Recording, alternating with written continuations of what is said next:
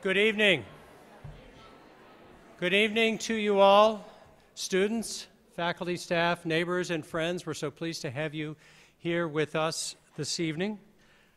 9 years ago, our college began a partnership with the National Book Foundation that has resulted in the annual National Book Awards at Concordia College, an author-in-residence program that brings 2 writers from among the current year's National Book Award finalists to engage with students, faculty, staff, and community members, talking about their books, talking about writing. The residency includes master classes and campus presentations in addition to this evening's interview. Concordia, I am happy to say, is the Foundation's collegiate program founding partner. And this is a collaboration that has been made possible by Harold Algenbraum, Executive Director of the National Book Foundation. Harold, would you please stand so that we could recognize you here this evening?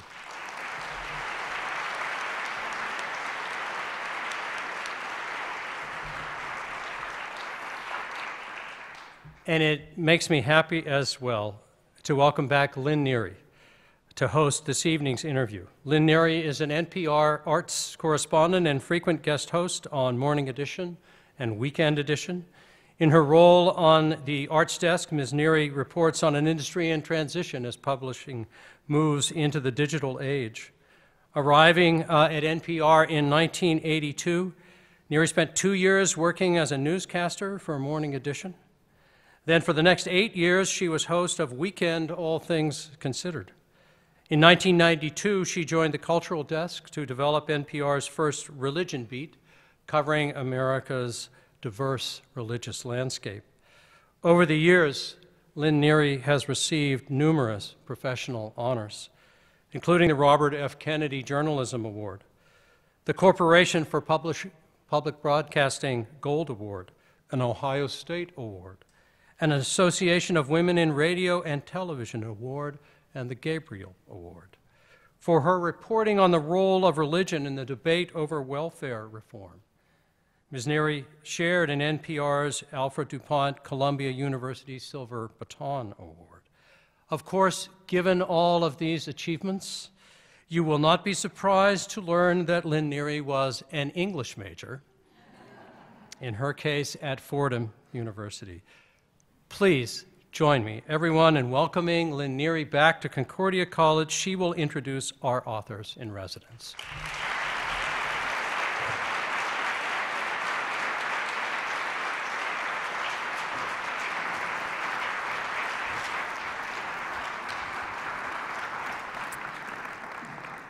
Well, thank you so much. It's really wonderful to be here. I was here 2 years ago, and that was the first time I got to tell everybody I know I'm going to Fargo, which I thought was so exciting. And I got my picture taken in front of the movie theater, Fargo.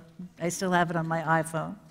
So I'm delighted to be back here again. I think this is a wonderful gathering, and we have 2 amazing authors, 2 amazing books, very different books. So, but we're going to look for some connections in them at a certain point. Let me introduce first Rachel Kushner. She is the 2013 National Book Award finalist for The Flamethrowers. That book was also one of the top 10 books that the New York Times named as the top 10 books of the year for 2013. Also nominated for the Folio Award, a very prestigious award in Britain. Her debut novel, Telex from Cuba, was a finalist for the 2008 National Book Award and the Dayton Literary Peace Prize, winner of the California Book Award, and also a New York Times bestseller and notable book. She is a 2013 Guggenheim Fellow. Rachel, join me up here and welcome.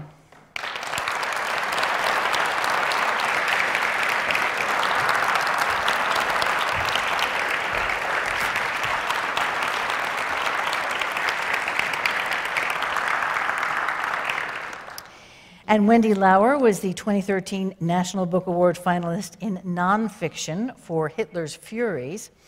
Wendy Lauer is the John K. Roth Professor of History at Claremont McKenna College and a research associate at the Ludwig Maximilian University in Munich. a historical consultant for the U.S. Holocaust Memorial Museum. She has published numerous articles and books on the Holocaust and conducted archival research and fieldwork in Central and Eastern Europe since 1992. Welcome, Wendy.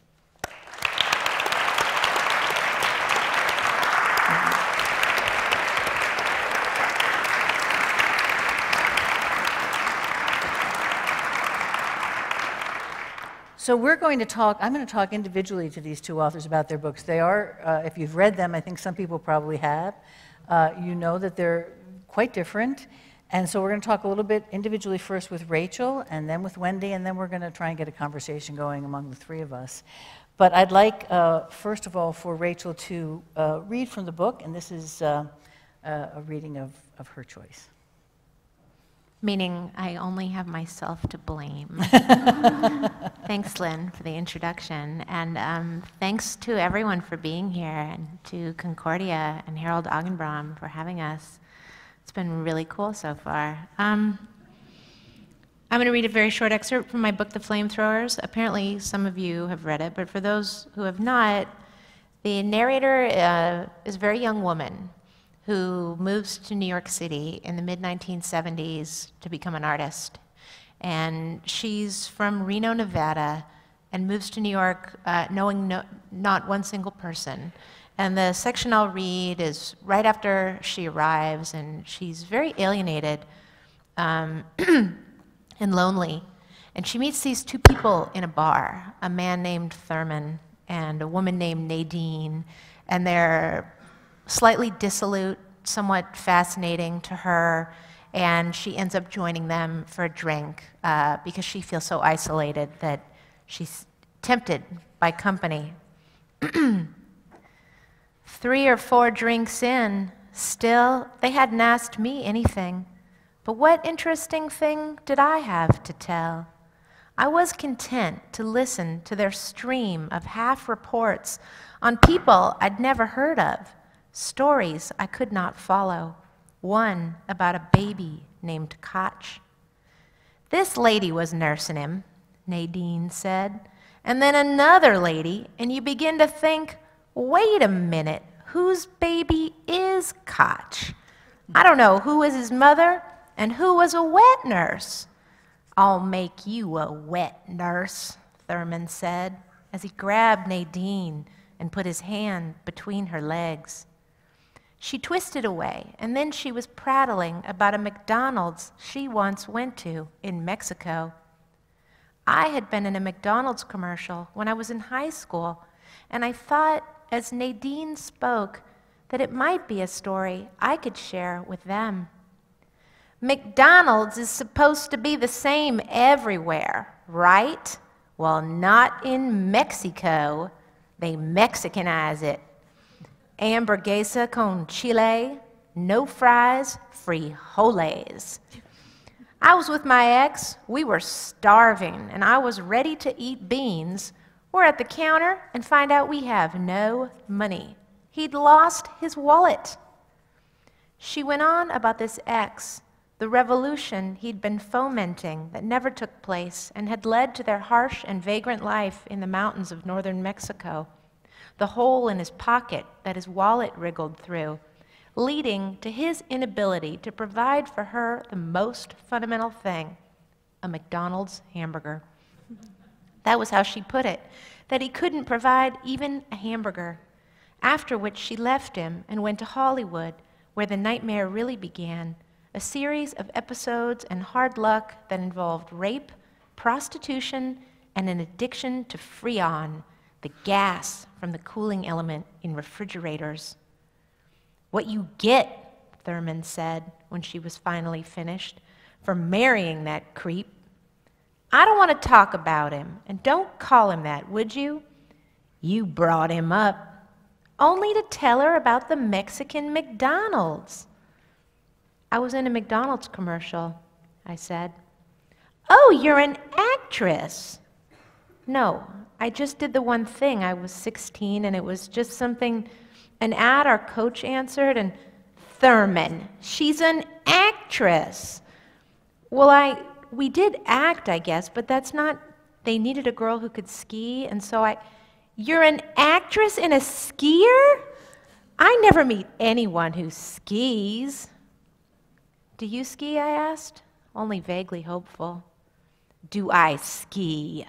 No, honey. The commercial's director and crew had come to Mount Rose, where we trained. They talked to our coach and ended up choosing me and a racer named Lisa, a quiet girl no one really knew. There was a long day of takes and retakes. They wanted 2 girls with hair flying, snow bunnies on a brisk, sunny afternoon. A week later, they flew us both to Los Angeles, to a strange McDonald's in the city of industry where they only filmed commercials. It looked like a regular McDonald's with cashiers in paper hats, a menu board, the plastic bench tables where Lisa and I sat across from each other and smiled as if we were friends, although we weren't, each of us holding a hamburger in our fingers with hot lights on us in this fake restaurant that looked real, except they didn't serve customers. I tried to explain this to Nadine, but she kept interrupting me. When we finished shooting the ad, I flew home to Reno.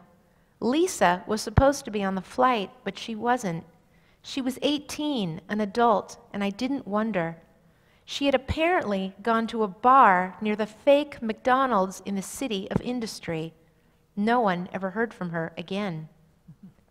Freaky, Nadine said. There's no telling. Once I met the serial killer Ted Bundy. Can you believe it?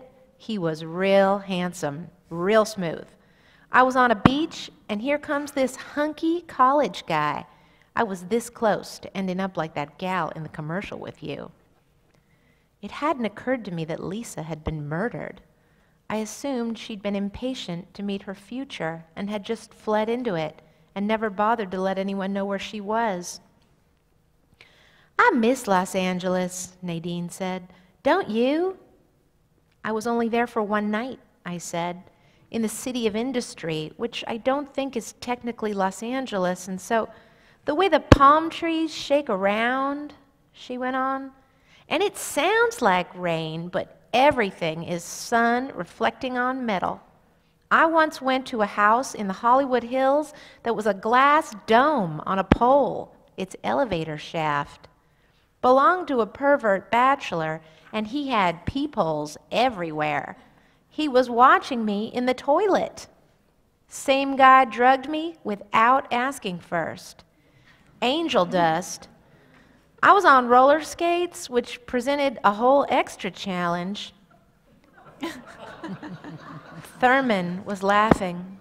I understood she was his airy nonsense maker, a bubble machine, and occasionally he would be in the mood for that. How the hell did you manage drugged on skates? He asked her. Like I said, there was an elevator. Anyhow, there's some use in being doped against your will.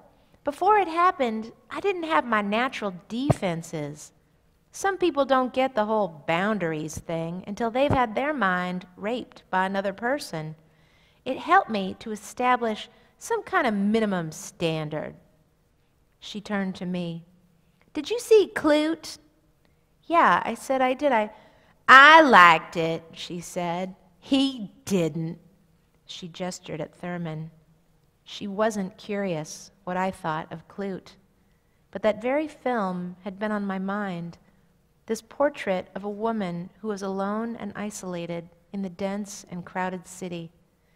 In my empty apartment, I'd been thinking of the scene where her phone rings. She answers, and no one is there. Great. Thanks, Rachel.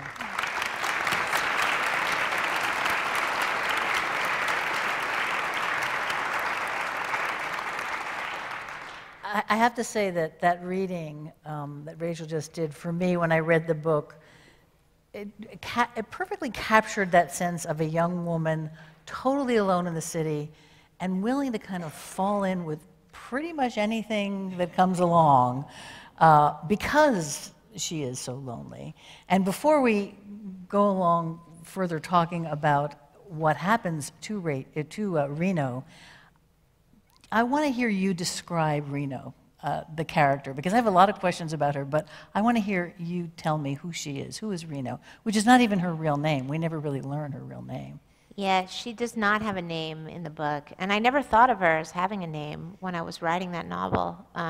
You know, she's obviously first-person narrator, and I wanted her voice to read more like thought, like the sound of a person quietly communicating with herself and reporting on what she sees and experiences, and being a kind of, hopefully, a kind of clear filter, and on occasion a perceptive one about the people around her. But not a spoken voice. You know, sometimes the I, even when it's not in dialogue, in fiction, is a very voicey and performed thing. And it's either a confession or something that's covering over, you know, the absence of a confession. And I wanted something else, like a more immediate binding of the reading experience with her experience. And in order to do that, it was important to me to not think of her as a person with a name somehow. But I also had read this really great book called Rebecca.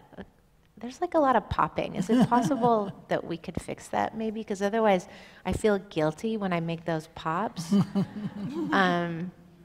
each time. I read this really great book called Rebecca by Daphne du Maurier. I don't know if any of you know it. It's sort of a classic Gothic novel, and the narrator doesn't have a name.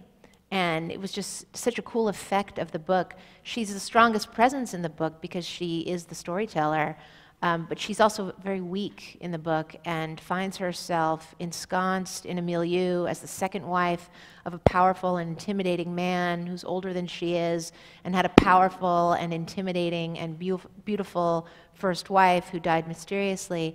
And she's navigating this world, so we feel very close to her, but she doesn't feel the need to give away her name anyway. So Reno only came to be called Reno a couple of times glancingly in the book in an almost derogatory way by big city people who are kind of teasing her gently about being from a provincial place. She, what's to say about her? I mean, I think she lets things happen to her, as you say, and it's come up a lot in the way people have read my book. Sometimes they'll say, oh, well, she's passive. Should I pull this away from my ear a little bit? Okay. Thank you. Some people have said to me, well, oh, she's passive because the other people around her are all acting and doing, and she's really just absorbing and taking in. And I think a few things, I wasn't totally conscious of that. It seemed natural to me when I wrote the book, but in the way that people have occasionally reacted, I've come up with an idea, of why I made her that way. And I remembered being young and feeling a little out of my depths with people who were more sophisticated than I was. And I wasn't going to ratchet myself to their level of sophistication by doing and acting and talking. I wanted to listen and learn from them. And I think that she's not like me, and it's not at all autobiographical, but you kind of bestow your character with traits that you can understand and wrap your head around. And it seemed logical to me that she would want to study and understand people. Well, it's interesting because although when she goes to New York, she is very lonely, and she does sort of fall in with different people that she's uncomfortable with, clearly, and maybe that's part of, I saw her as a passive character, but the book begins with her alone on a motorcycle in the West, heading out for a speed trial.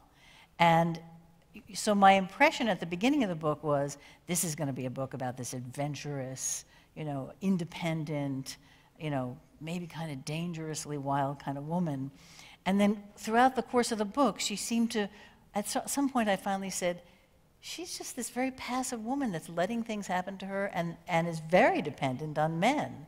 And I was wondering about that what I perceived as the arc of the book, if that was a trajectory you planned, or it sounds like Oh, well, I no. don't agree with that description of the book at all. Well, there you go.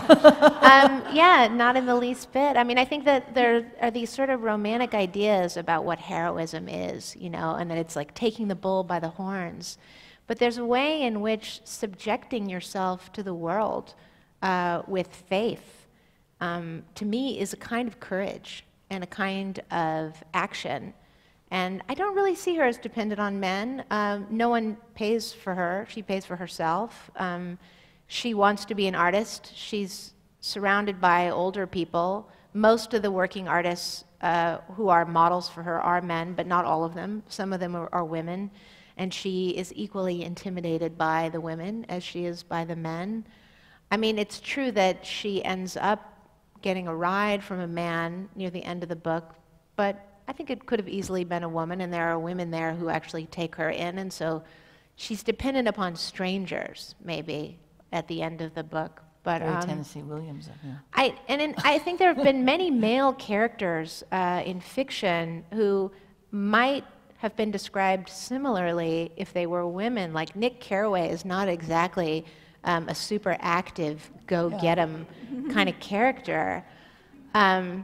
So I don't know. I push back against the passive thing, and I'm going to quote a friend of mine in New York he has a real sort of flamboyant way with summarizing fiction, and he said, "She's not passive, she's an existential ingenue." Well, there you go. Okay, well then I have to bring up Sandro, who is her older lover. Yeah. And I should mention that we're talking a lot about Reno, but this book goes in many different directions and has more than one story. And Sandro is her lover, and it's sort of through Sandro that you are able to take us through certain parts of history. The book begins in World War I with Sandro's, is it his father or grandfather? Yeah, his father. Sandro's father. And through Sandro's father, we go through certain historical periods in Italy, World War I, the rise of fascism, the growth of Italian industrialism through the company that he founds, and then the radical politics of the 60s and 70s. And it is not a book where I would describe it as tangents. Everything is of a piece, but you are constantly wandering in and out of different places and eras. Yeah. And Sandro kind of provides a bit of a connective tissue because he himself is not in all those places, but he is sort of a device for getting us there. Would you put it that way? Yeah, I guess he sort of is in a way. I mean, characters are always going to become devices to some degree in fiction insofar as they connect worlds one to the next. He wasn't a sort of motivating agency for me in terms of writing the book. The father was. The father, yeah. The first thing that I wrote of that book was the father in combat in World War I, having a kind of struggle to the death with a motorcycle headlamp. And I thought of him as a kind of quasi-futurist. And then I went back and did his childhood, and I had read that F.T. Marinetti grew up in Alexandria. So there's this strange, interesting colonial element to Marinetti's own background. And then he moved to Milan with his family and was terrified of how urban it was there. This is Marinetti, right? The guy who thought we should like live in electricity and metallize ourselves and catapult off to war, got to Milan and saw all the tram wires and the exhaust and the smoke from the factories and was traumatized by it. So I thought that was a kind of interesting narrative, and I wanted to have a character who was involved with an early avant-garde movement that then glamorized war, because it sets off the movement and the velocity of a whole century of avant-garde logics in culture. And the company that he founds makes motorcycles.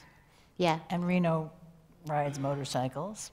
What is your fascination with speed? What is it that you like about speed? I don't know. I mean, if I could answer that question, I think I wouldn't have had to write this complicated multi-part novel.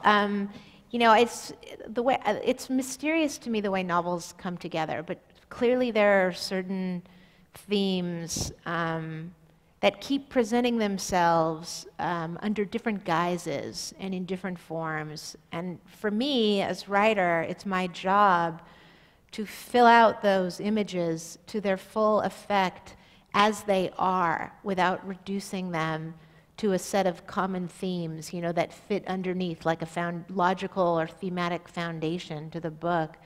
And you're right that speed comes up, but I couldn't say really what my fascination with it is. I mean, the whole undertaking of the novel is a conversation with the unconscious that remains oblique to the writer to some degree. But I guess I will say, I mean, starting it mostly takes place in the 1970s, which in America absolutely marks the death of the industrial era. And I wanted to look into that and not use it as just a kind of colorful backdrop to a novel, but try to pull apart those strands. So that was part of it, you know, that the machine age was coming to a close.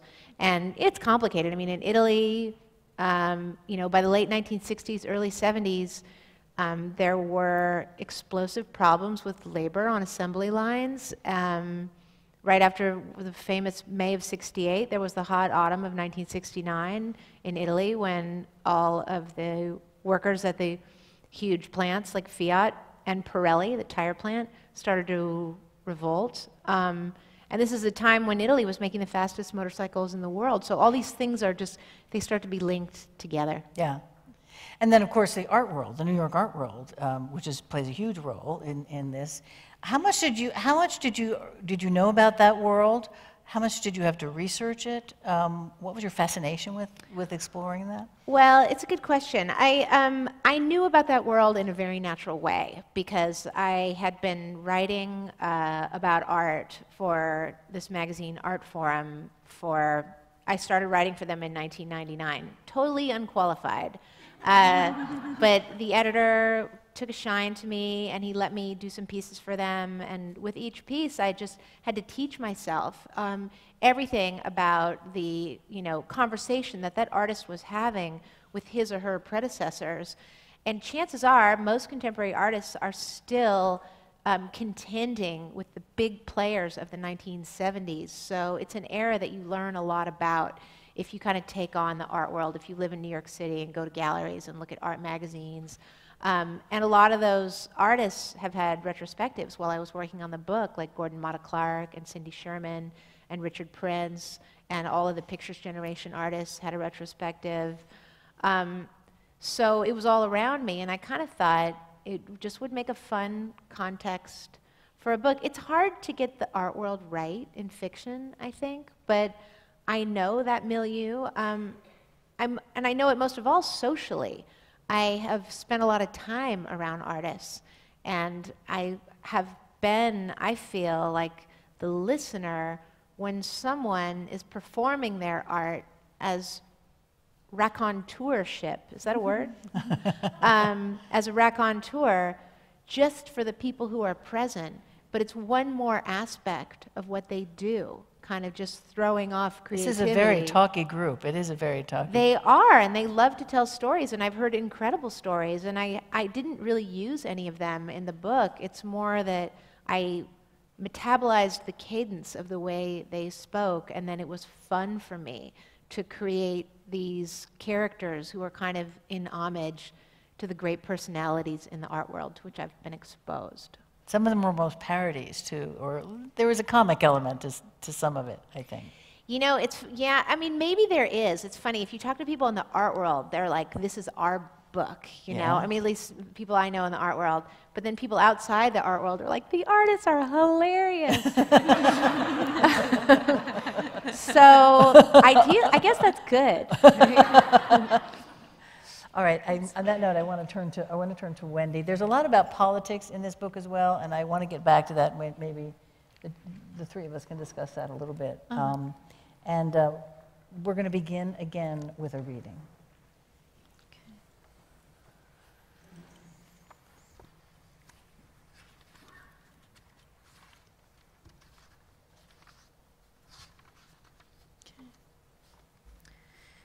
In the summer of 1992, I bought a plane ticket to Paris, purchased an old Renault, and drove with a friend to Kiev over hundreds of miles of bad Soviet roads. We had to stop often. The tires blew on the jagged pavement. There was no gas available, and curious peasants and truckers wanted to look under the hood to see a Western automobile engine. On the single highway stretching from Lviv to Kiev, we visited the town of Zhytomyr, a center of Jewish life in the former Pale of Settlement, which during the Second World War had become the headquarters of Heinrich Himmler, the architect of the Holocaust. Down the road to the south, in Vinica, was Adolf Hitler's werewolf compound. The entire region was once a Nazi playground in all its horror. Seeking to build an empire to last 1,000 years, Hitler arrived in this fertile area of Ukraine, the coveted breadbasket of Europe, with legions of developers, administrators, security officials, racial scientists, and engineers who were tasked with colonizing and exploiting the region. The Germans blitzkrieged eastward in 1941, ravaged the conquered territory, and evacuated westward in defeat in 1943 and 1944. As the Red Army reoccupied the area, Soviet officials seized countless pages of official German reports, files of photographs and newspapers, and boxes of film reels. They deposited this war booty and classified the trophy documents in state and regional archives that would remain behind the Iron Curtain for decades. It was this material that I had come to Ukraine to read. In the archives in Zhytomyr, I came across pages with boot footprints and charred edges.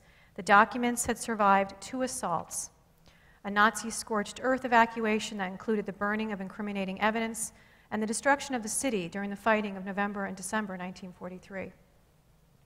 The files contained broken chains of correspondence, tattered scraps of paper with fading ink, decrees with pompous, illegible signatures left by petty Nazi officials, and police interrogation reports with the shaky scrawls of terrified Ukrainian peasants. I had seen many Nazi documents before while comfortably ensconced in the microfilm reading room of the U.S. National Archives in Washington, D.C. But now, seated in the buildings that had been occupied by the Germans, I discovered something besides the rawness of the material I was sifting through. To my surprise, I also found the names of young German women who were active in the region as Hitler's empire builders. They appeared on innocuous, bureaucratic lists of kindergarten teachers. With these leads in hand, I returned to the archives in the United States and Germany and started to look more systematically for documentation about German women who were sent east, and specifically about those who witnessed and perpetrated the Holocaust. The files began to grow, and the stories started to take shape. Researching post-war investigative records, I realized that hundreds of women had been called to testify as witnesses, and that many were very forthcoming, since prosecutors were more interested in the heinous crimes of their male colleagues and husbands than in those of women. Many of the women remained callous and cavalier in their recounting of what they had seen and experienced. One former kindergarten teacher in Ukraine mentioned that Jewish thing during the war. She and her female colleagues had been briefed as they crossed the border from Germany into the eastern occupied zones in 1942. She remembered that a Nazi official in a gold-brownish uniform had reassured them that they should not be afraid when they heard gunfire. It was just that a few Jews were being shot. If the shooting of Jews was considered no cause for alarm during the war, then how did women respond when they actually arrived at their posts? Did they turn away, or did they want to see or do more? Did German women in places such as Ukraine, Belarus, and Poland participate in the Holocaust in ways that they did not admit to after the war? Though there were source limits to my inquiry, over time it became clear that the list of teachers and other female Nazi Party activists that I had found in 1992 in Ukraine was the tip of the iceberg. Hundreds of thousands of Germans went to the Nazi East, that is to Poland and the Western territories of what was for many years the USSR, including today's Ukraine, Belarus, Lithuania, Latvia, and Estonia, and were indeed integral parts of Hitler's machinery of destruction. One of these women was Erna Petry. I discovered her name in the summer of 2005 in the archives of the United States Holocaust Memorial Museum. The museum had successfully negotiated the acquisition of microfilmed copies from the files of the former East German secret police, the Stasi. Among the records were the interrogations and courtroom proceedings in a case against Erna and her husband, Horst Petry, who were both convicted of shooting Jews on their private estate in Nazi-occupied Poland. In incredible detail, Erna Petry described the half-naked Jewish boys who whimpered as she drew her pistol. When pressed by the interrogator as to how she, a mother, could murder these children, Petry referred to the anti-Semitism of the regime and her own desire to prove herself to the men. Her misdeeds were not those of a social renegade. To me, she looked like the embodiment of the Nazi regime. Recorded cases of female killers were to a degree representative of a much bigger phenomenon that had been suppressed, overlooked, and under-researched. Given the ideological indoctrination of the young cohort of men and women who came of age in the Third Reich, whom I call these First World War I baby boomers, their mass mobilization in the Eastern Campaign and the culture of genocidal violence that was part of the Nazi conquest and colonization, I deduced as an historian, not a prosecutor, that there were plenty of women who killed Jews and other quote-unquote enemies of the Reich, more than had been documented during the war or prosecuted afterward. And though the documented cases of direct killing are not numerous, they must be taken very seriously and not dismissed as anomalies. Hitler's Furies were not marginal sociopaths. They believed that their violent deeds were justified acts of revenge meted out to enemies of the Reich. Such deeds were, in their minds, expressions of loyalty. To Erna Petry, even helpless Jewish boys fleeing from a boxcar, bound for the gas chamber, were not innocent. They were the ones who almost got away. After reading thousands of pages of wartime documents, court records, and testimonies, I decided to visit a wartime crime scene. The archival record of Erna Petry's trial contains sketches and photographs of a plantation in western Ukraine. Names and addresses of Ukrainian and Polish peasants who gave testimony concerning Petry's crimes were listed. I copied the material, thinking it might be useful. This would not be my first trip to Ukraine.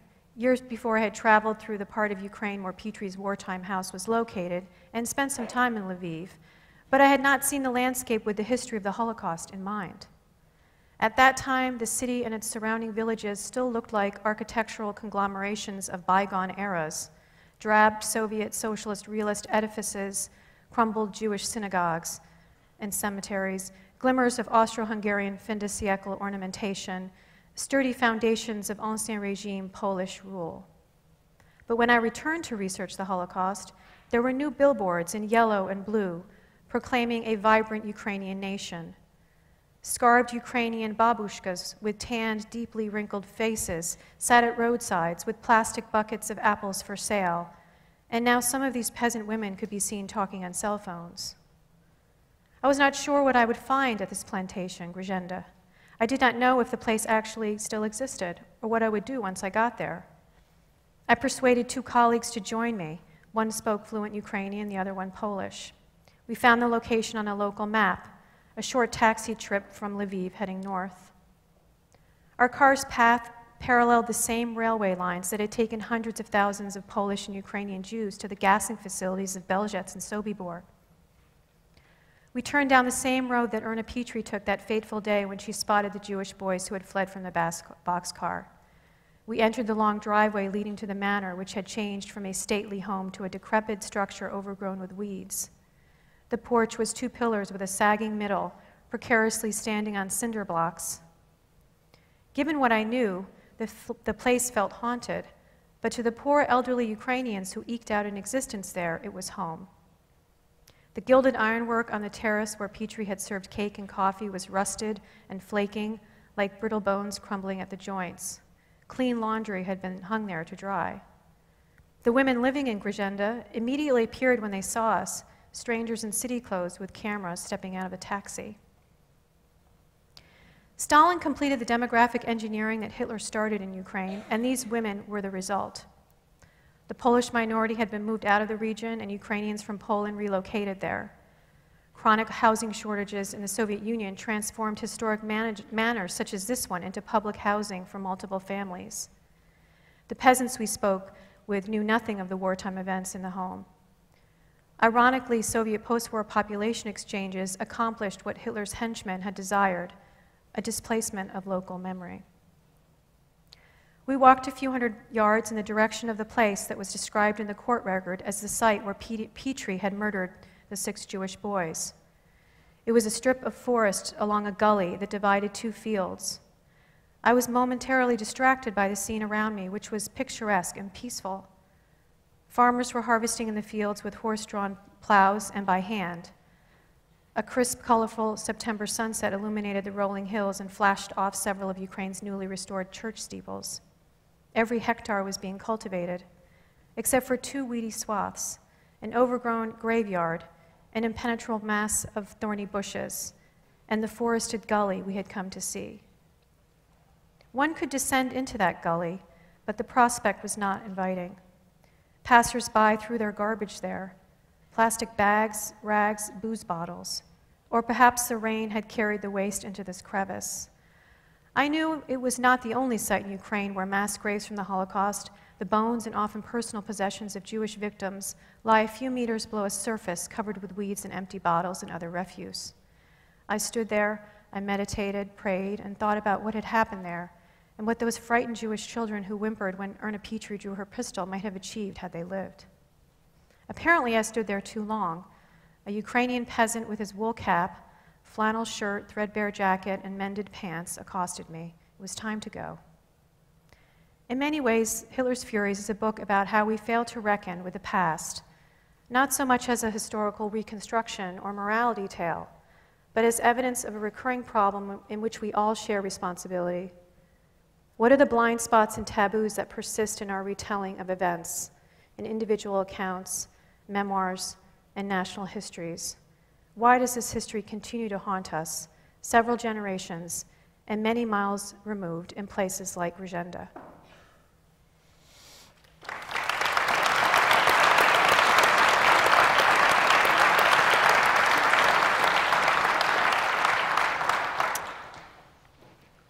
This was a hard book to read at times. There were some really horrific acts that you depicted.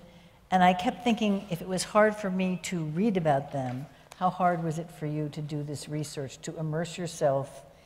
I know that you're a scholar of the Holocaust, but there was something about hearing about these women who killed children in a brutal way, that was really brought it home in some way, made me understand just how brutal the Holocaust was. And I wondered what it was like for you to go through their memoirs, to read transcripts of testimony. Mm-hmm. What was it like to be immersed in that world? It was difficult. I'm a human being. I'm a scholar, but I'm a human being. And so, of course, these stories are very disturbing and very sad. And while I was working on the Petrie case, actually, I had children about that age, so that really, really made it very difficult to imagine that kind of cruelty. But you read a story like that. When I read the Petrie story in the archives, you can't just turn the page. I mean, you can't just move on. There's something about it that you feel this responsibility or obligation, imperative to get that story out, because there's so many of those stories. I mean, once you get into the research, there's just so many. So really, one of the challenges is which one are you going to tell? Not only how are you going to tell it, but which one are you going to tell and why, to what end? Because there's just so many, and you want to tell them all because you want those lives to be somehow restored. So it was, I had to. This one I obviously featured in the book because it just, as you say, so powerfully, captures the intensity of that violence, and really, not just to be to shock readers, or to indulge in a kind of, graphic description of atrocities, but because it is the core story of the Holocaust, is that kind of hatred and the ideological dimensions that are behind it, she went on after the war. These are not people who went on out of the context of the war and continued to kill. So we can read stories about violence and think of them as almost kind of essentialized or kind of someone's nature or someone's character. But this was part of that system that created that. And so afterwards didn't continue, you know. And that's what I had a hard time understanding. How do people get to this? And I don't know if you have an insight into this. How do these women get to the point where, I mean, did Nazism give them permission to be violent and sadistic, or did they truly? How did it indoctrinate them in a way that they committed these acts? Do you have any insight into that? Well, there was very clear socialization and educational kind of training that they underwent, which basically taught them to witness suffering arrogantly. Young people were brought into, and I remember as a child too, in the United States, being brought on a school trip to different facilities in our community. And that was supposed to inspire us to be more empathetic. Well, this practice was going on in the 1930s, especially because health and hygiene and racial and eugenics, you know, this culture. So Erna Petrie, you know, in that cohort in the 30s, they were being brought, you know, they were going to the mental homes for the mentally ill, and you know, there was these patients. They were, you know, pointing to them, and they were taught to kind of look at them and not feel any kind of To see them as inferior. yeah, to feel any kind of sense of, you know, care for them or responsibility for them. So there's a way of socialization. There's a way of eroding what we think of as kind of what would be good ethical behavior, is being undone through, you know, very clear educational policies. One of the things that surprised me was when you said that the nurses, and we should say we're talking about women who were clerical workers, women who were nurses, women who were teachers, and the wives of some of the men who were in the East. But you said the worst, the nurses, some of them were the worst. Mm. Yeah. Well, the first victims of the Holocaust were those who were killed with lethal injections and gas, mentally and physically disabled. The first victims of the kind of when the systematic killing started in 1939. And so it was within the health, you know, the hospital institutions and asylums that it started. And the gassing chambers were developed in those institutions. And then that method was transferred to places like Belzec and Sobibor. That knowledge of killing was then transferred. And so women, of course, are historically the female profession of nursing. They're very much a part of that. So those first victims, and some of them in Poland, for instance, when the Nazis took over Polish asylums, and some of those nurses who were mobilized for the war were then sent to these institutions to kind of cleanse them, clear them out, because they were inferiors, but also to make space for the German military. And they continued to think they referred to what they did as euthanasia in some cases. As, the eugenics and kind of selective breeding and the improvement of the race. And, you know, so the violence, the level of violence and the kind of attitude of you know, that it's all right to kill. One nurse said in her testimony, well, death by gassing, you know, doesn't hurt. So they even kind of rationalized that violence in a way as, you know, what would be considered a more gentler form, maybe female form of implementing these policies versus, you know, men in militarized units with guns. There was another phrase you used for the women who were clerical workers and secretaries. You said they were desk murderers. Mm-hmm. What did you mean by that exactly? That's a term that is in Holocaust historiography. So the book, you know, has all these different, puts to questions the typologies that have developed in of male perpetrators. So the sadistic killer, the eliminationist anti-Semite, the ordinary man, the Schreibtischtäter, the desk murderer, who's like an Eichmann, who's sitting at his desk, is a bureaucratic official, middle manager, issuing orders for deportations, issuing orders for, you know, mass shootings, doctors who are checking off forms in terms of which patients are going to be pulled out of which institution to be killed. So they don't kind of bloody their hands directly, but their weapon basically is their pen or their typewriter. So they're these desk murderers. And of course, women who are part of the growth of the modern state in terms of clerical roles. So that becomes a female. Wasn't always, but as of the interwar period especially, they become the agents of the modern state and the modern bureaucracy. And when you have a genocide like this, that is a kind of modern system, state-sponsored, then they are part of that administration. They are secretaries in the Gestapo, 30,000 in the SS, 10,000 female secretaries in the order police, they're there. And they're not only in Berlin at the Gestapo headquarters, but they're in these little field offices, typing up the orders and issuing identity cards and, doing this kind of facilitate, ultimately fall into the category of accomplices in the book. Yeah. Yeah. I mean, there's a statement you make towards the end of the book, a very tough statement. You say, genocide is also a women's business. That given the opportunity, women will engage in even the bloodiest aspects of it. Why do you think it's so important that we know that and then we face that truth? Because somehow it is harder for us to accept that women could do these things. Well, first of all, it's telling, it's the history of the Holocaust. So it's a part of the story that we have kind of underappreciated and under-researched. So it's important for the history of the Holocaust, especially this kind of modern version, that it's considered a modern genocide, the way it was organized and implemented.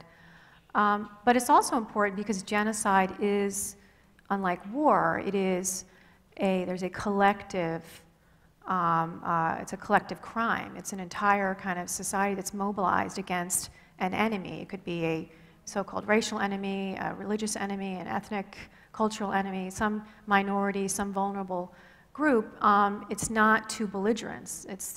And so women and children are part of that agency that is taking on all different forms, be it discriminatory practices, feeding the ideological sentiment behind it, working in these government systems that sponsor it, involvement in their typical female professions that become kind of, corralled into this, galvanized into this system of killing, as it were. And that, it's important to make that distinction between the war and the genocide as something else. And in doing that, you cannot neglect women in that story. That's what makes it so disturbing in many ways, and so important for us, I think, to understand in terms of prevention and looking at other cases. And we say, well, how could this happen? And never again. And until you really look at the magnitude of participation across society, it'll be that much harder to deal with issues of prevention. Now I want to ask both of you to think about something. It seems, I don't know, maybe this isn't going to work, but you've got two very different books here. But I wonder if you think that your books say something universal about women, or provide a kind of universal insight into women by your character, by following Reno through this period of her life, and your book, of course. Is there something universal about these women that we need to be, that's a cautionary tale for the rest of us? Not that Reno's a cautionary tale, but do you see in any way something universal about your character? It's hard for me to wrap my head around that in a way, and I think it's because I created all the characters in the book, not just the central character, the male characters too. So I don't know, I mean, she's interacting with them and is often overridden by other people with louder voices. And in a way, she has the final word, but it's a private one that she only shares with the reader.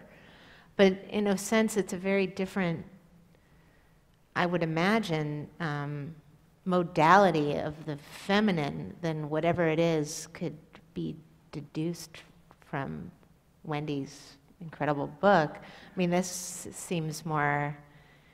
I've just been sitting here. She's so wonderfully articulate about what's at stake in these distinction between war and genocide. And I've just been sitting here grappling with my inner gender essentialism, thinking that I know that it's much more disturbing for a woman not to offer sympathy to child victims. Because once you become a mother, you're in a way, you're a caretaker of all children all the time for the rest of your life. So I thought, well, that's an interesting bias that I have. But my book really, in a way, I wish I could wrap them together, but it's such a different thing because I get to be men and women. And once I'm inside that person, certain gender distinctions for me kind of fall away. But there's a feminist strain in my book, but I would hate to make it a Nazi feminist. No, it wasn't in any way. And I did not mean to draw that conclusion. But it's going back to, and you're not going to like this, but it's going back to that passivity idea, because I did find her very passive at times. And these women wanted to be seen as passive. When the war was over, a lot of what their excuse was, well, it was my husband, or it was the guy I was working for, or no, I really didn't see anything, or what could I do? There were a lot of excuses. I'm not saying she was a character that gave excuses, but she was a character that moved very passively, I thought, or through the world, at least at this point in her life, falling into some, in a very different way, radical leftist politics, at times that had some violence associated with them. But she didn't shoot and kill a half-clad begging wretch. No, she didn't. And I'm not trying to say she did in any way, shape, or form. I'm sorry, I was just being hyperbolic. But that's such an extreme case because a lot of the women in Hitler's Furies, it's about slipping in and out of roles, and what we call the chameleon effect, and how even these extremes that were wartime and post-war, and how in the course of their lives and their biographies, they just seem to be navigating these systems as a wartime society and peaceful society, and how they're constantly trying to figure out what role to slip in given expectations of their femininity and womanhood, how they're trying to assert themselves, and vis-a-vis men too. That this is in flux, and they're just kind of working through this over the course of decades. And I just wonder if that's part of your characters and your characters. You mean the main character? Yeah, just like Reno and her relationship with Sandro, yeah. If she in any way is kind of moving, are they is there a dynamic between the two of them as part of how their characters evolve? Because this is kind of part of the story in my book as well. It's not just like women's history, but about this dynamic between men and women that that brings about this violence. Right. Well, it might be in the end of the book where she's in Italy with Gianni. Yeah.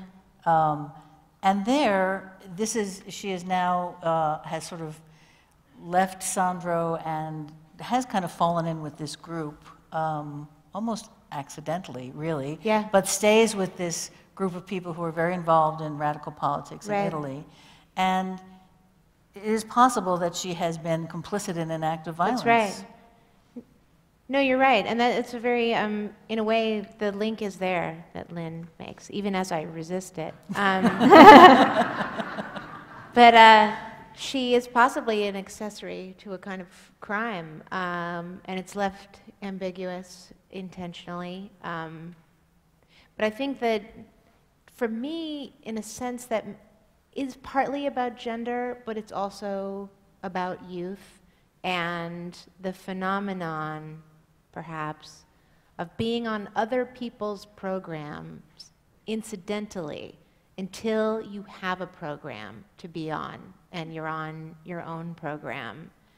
And I'm hesitant to build a bridge or an analogy between that and being a set of conditions of possibility where the mask of civility can fall away completely and horror can take place. For me, that is somehow different, and yet being brought into parody is useful because then it draws distinctions for me. I think being formed as a person and being open when you're young to other people's program and to hearing them out and hearing them talk and listening and learning before you start interjecting yourself and thinking you know what the answers are, to me is a useful time and rite of passage to some degree, and not necessarily a situation where someone wouldn't have a moral conscience, for instance. And this book does clearly have a moral conscience. When you do get into politics, it is clearly a politics that looks at fascism, the kind of fascism that happened in Italy in World War II, and the politics of brutality that allowed Sandro's father to create a company based on the work of rubber workers in Brazil, which is one of the tangents you go off on that's totally fascinating. And I wonder if you can give me a sense of how this book is political, to take it away from gender, which I know you're uncomfortable with. But here we're talking about what really happened in World War II, the Holocaust, Nazism. Yeah. And yet I think you write about that, the underpinnings of that kind of politics as well. Well, I'm interested in all of that. I just didn't want to make the narrator complicitous in it. No, and she's not. And that's she's sort of on her own journey, but you're right. No, I mean, politics for me kind of merges in from every angle and everywhere I look. And I think if you write about the larger world as a fiction writer, if your canvas is broad, politics are inescapable. And I'm interested in them. The 1970s was a time of great political turbulence in Italy.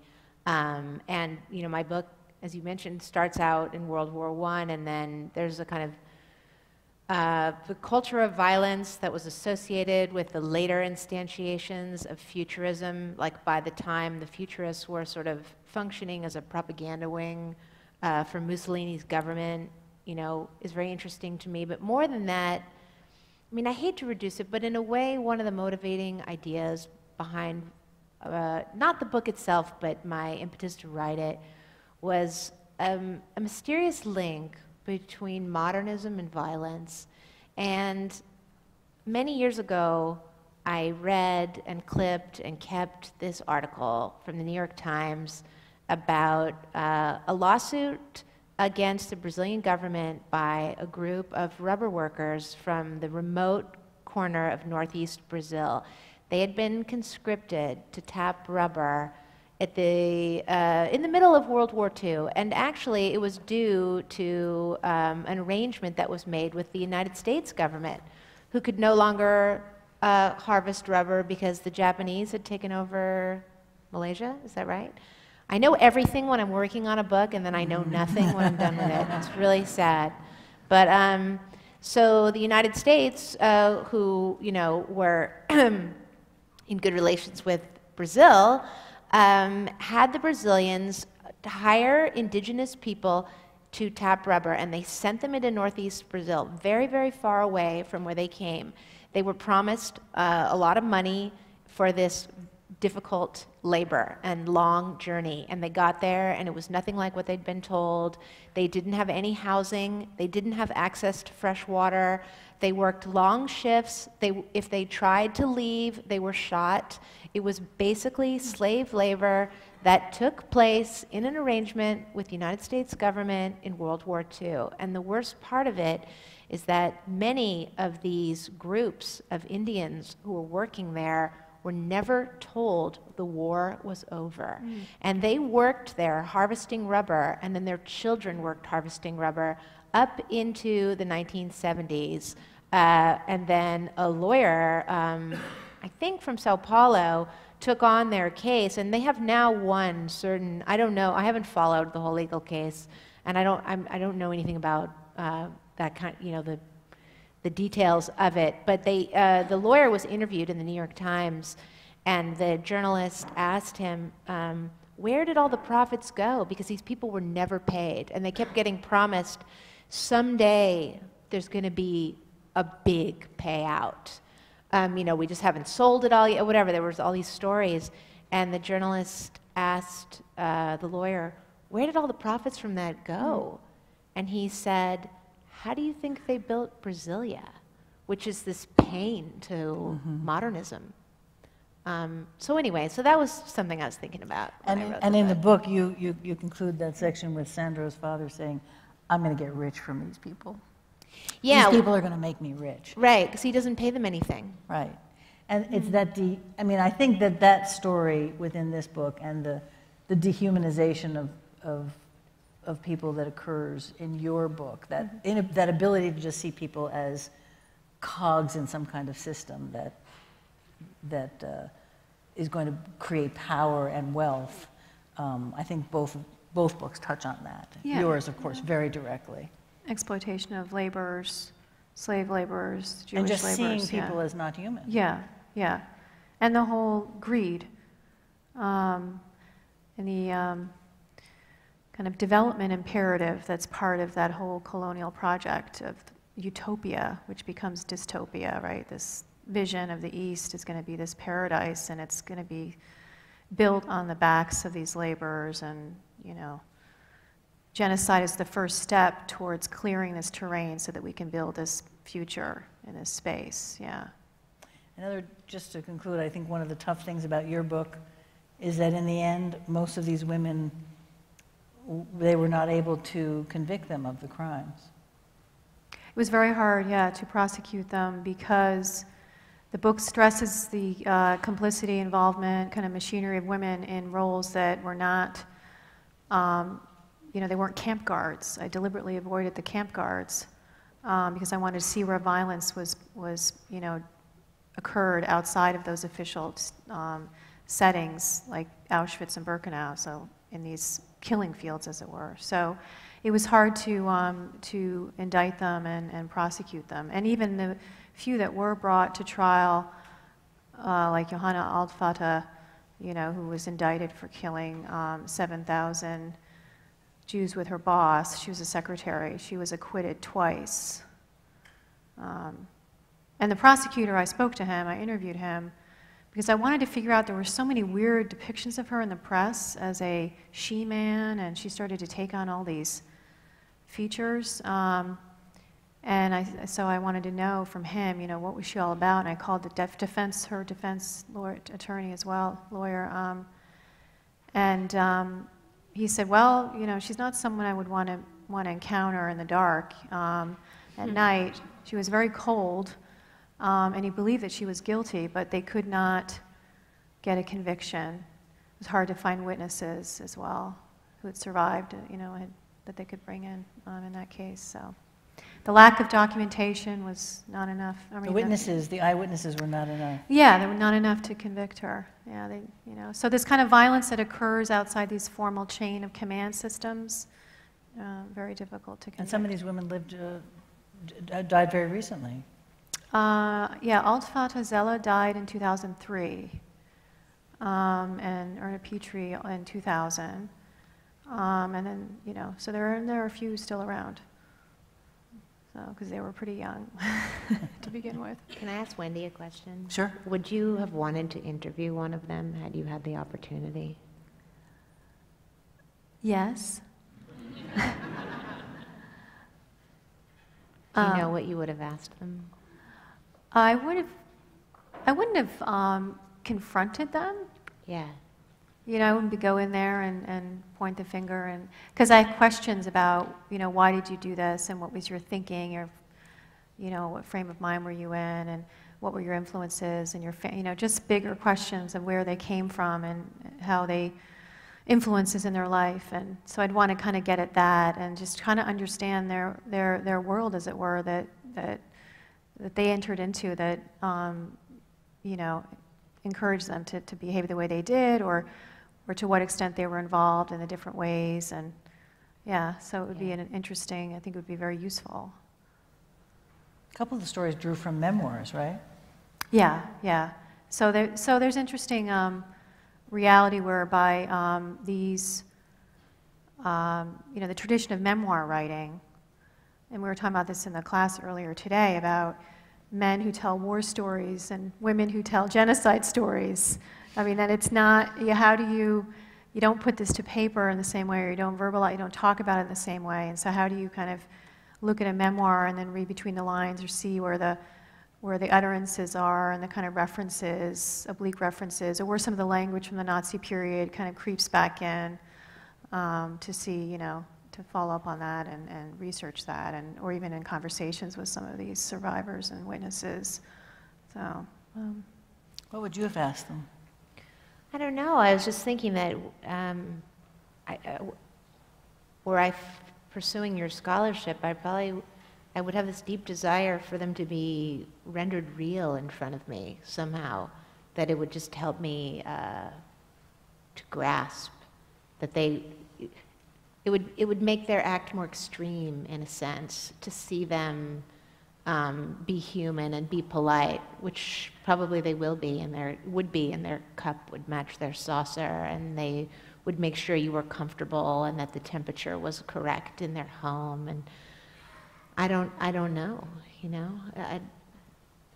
well, that is true, because the people I did speak with, that's the reality. I mean, that's what makes it so Right. strange, because you leave an interview like that, or an exchange, you know, an encounter like that, and it's perplexing, because you think, wow, that person's so charming, or that person's so gracious, and then you go back to the documentation and say, oh yes, but it's that person too. Right.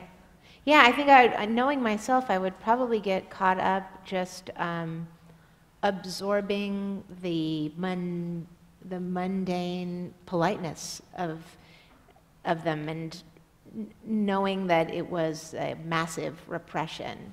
But it wouldn't be my style, I don't think, to confront them, because I don't know if it could produce something. I mean, there are, you know, well, we've seen the act of killing, for instance, right?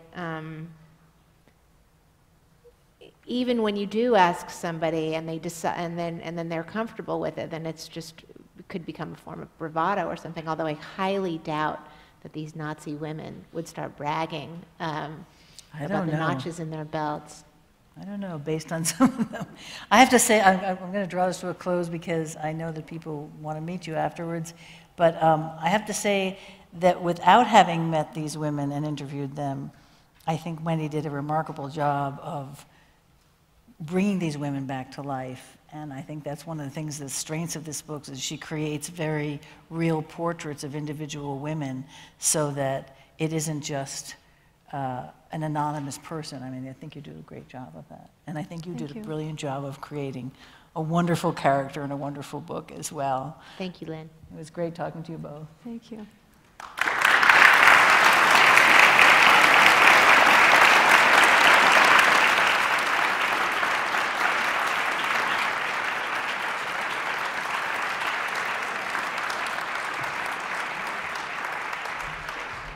We're so fortunate in these books, and so fortunate in the conversation that we have heard this evening.